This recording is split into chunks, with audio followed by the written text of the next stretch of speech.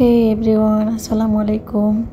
ভিডিওতে যে ছবিগুলো দেখতে পাচ্ছেন ওগুলো আমার মে মাসের করা কিছু কাজ। আমাকে যে বুকিং করেছে আপুকে আমি অনেক আগে থেকেই চিনি। আমার কাছে উনি আমার ঈদ ইভেন্টে মেহেদি পড়েছিল। তো ঈদের প্রায় এক মাস পর উনি আমাকে মেসেজ দেয় ওনার বোনের বিয়েতে মেহেদি পড়ার জন্য। আমাদের মধ্যে প্যাকেজ লিস্ট, হোম সার্ভিস নিয়ে আর কোন দিন মেহেদি পড়তে যাব ওই বিষয়ে কথা হয়েছিল।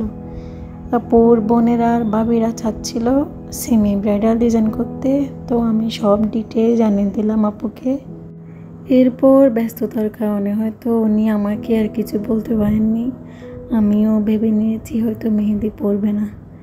তারপর যেদিন মেহেদি পরার কথা ছিল ওই দিন আমি বাসায় ছিলাম। এবার হঠাৎ উনি কল দিল, বলতেছে আপু আসবেন না।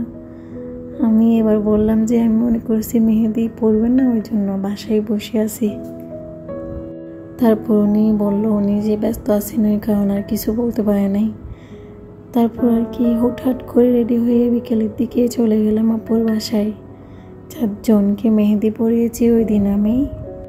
এটা হচ্ছে ওনার ভাবির হাত, উনি জাস্ট 2 পার্টি করেছেন। এরপর আপু 2 বোনকেও আর ওনার কাজিনকেও মেহেদি পরাইছি।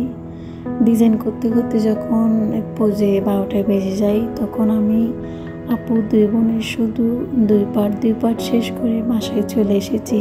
এটা হচ্ছে আপুর ছোট বোনের হাত, আর এটা হচ্ছে আপুর যিনি ছোট আছে ওনার হাত। এগুলো আমার বাসায় এসে করা, যেহেতু আমি রাতে উঠতে পারি নাই তাই ওনারা বাসায় আসলে আমি তাদের বাকি পার্টগুলো ডিজাইন করে দিই।